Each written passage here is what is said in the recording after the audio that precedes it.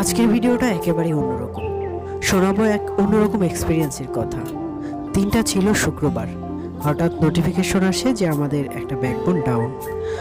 সাথে সাথে বেরিয়ে পড়লাম টিম নিয়ে, এবং হঠাৎ একটা পোলে দেখলাম যে আমাদের একটা টিজে বক্স ভেঙে গেছে। আর সেই পোলেই টিম গাড়ি দাঁড় করালো, এবং সেখানে সেই পোলে লেডার লাগিয়ে দেখা গেল যে ঠিক যেই পোলে আমাদের টিজে বক্সটা ভেঙে গেছে, সেই পোলের একটা কেবলের লুফের মধ্যে এক অসম্ভব সুন্দর পাখির বাসা, এবং সেই পাখির বাসার মধ্যে সুন্দর এক পাখির ছানাও কিন্তু রয়েছে, যেটা আপনারা ভিডিওতে দেখতে পাচ্ছেন। এই যে কেবলের লুপটা, এবং সেই লুপের ঠিক মাঝ বরাবর সেই পাখির বাসা, এবং সেই পাখির বাসাতে যে ছানাটা রয়েছে, ছানাটা একেবারেই সদ্য হয়তো ফুটন্ত ছানা, যেটা আপনারা দেখতে পাচ্ছেন। এবং আমরা এক্সপিরিয়েন্স করলাম যে এই পাখির ছানাটা একটা ঘুঘু পাখির ছানা। ঘুঘু গ্রামগঞ্জে খুবই জনপ্রিয় একটা পাখির নাম। যারা গ্রামে থাকেন তারা নিশ্চয়ই এই পাখিটাকে চিনে থাকেন।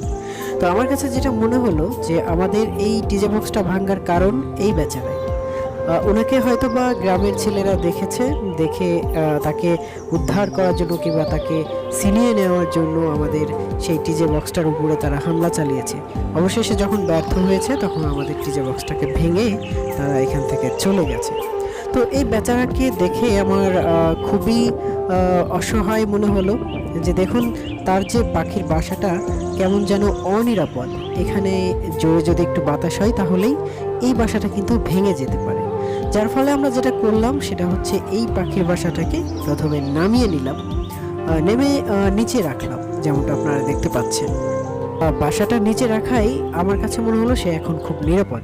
আমার মনে হয় তার কাছেও এই নিরাপদটাই মনে হয়েছে, কারণ দেখুন সে এখন নিরাপদ জায়গায় কি একটা ঘুম দিয়েছে। তো ও ঘুমাতে থাকুক, আর আমরা তার বাসাটা কিভাবে সুন্দর করা যায়, কিভাবে একটু সিকিউরিটি সম্পন্ন করা যায় সেই কাজটা করে ফেলি। তো আমাদের যেটা হয়েছে সেটা হচ্ছে, আমরা আপনাকে দেখাই আমাদের এই টিজে বক্সটা স্থানীয় ছেলেপেলে, আমরা আইডিয়া করছি যে স্থানীয় যারা বাচ্চা কাচ্চা রয়েছে তারা ভেঙেছে। এই পাখির ছানাটার জন্যই হয়তোবা তারা এই টিজে বক্সটা ভেঙেছে, যার ফলে আমাদের এখানে কিন্তু লিঙ্কগুলো ডাউন হয়েছে, আমাদের একটা ব্যাকবোন ডাউন হয়েছে।